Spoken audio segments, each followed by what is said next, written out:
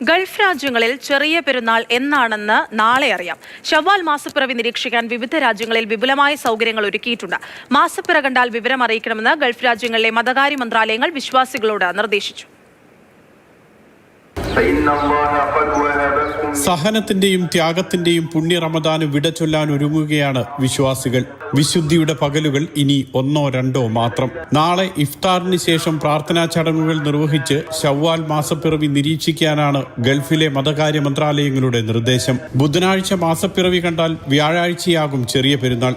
ഇല്ലെങ്കിൽ ഒമാൻ ഒഴികെയുള്ള രാജ്യങ്ങളിൽ വ്യാഴാഴ്ച റമദാൻ 30 പൂർത്തിയാകും. തുടർന്ന് വെള്ളിയാഴ്ചയാകും ഈദുൽ ഫിത്തർ ആഘോഷം. ഒമാനിൽ 1 ദിവസം വൈകിയാണ് ഇത്തവണ റമദാൻ വ്രതം തുടങ്ങിയത്.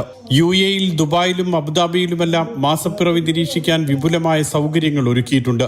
ജ്യോതിശാസ്ത്രജ്ഞരും വാനനിരീക്ഷകരും ഇതിനുള്ള ഒരുക്കത്തിലാണ്. യുദ്ധത്തിന്റെ പശ്ചാത്തലത്തിൽ മുൻപുണ്ടായിരുന്നതുപോലെ വിപുലമായ ഈദ്ഗാഹുകൾ ഇത്തവണ ഗൾഫിൽ ഉണ്ടാകില്ല.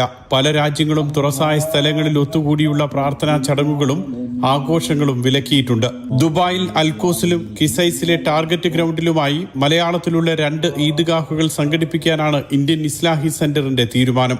ആഭ്യന്തര മന്ത്രാലയത്തിന്റെയും പോലീസിന്റെയും ഒക്കെ അന്തിമ തീരുമാനം അറിഞ്ഞ ശേഷമായിരിക്കും ഈദ്ഗാഹുകളുടെ കാര്യം അന്തിമമായി നിശ്ചയിക്കുക.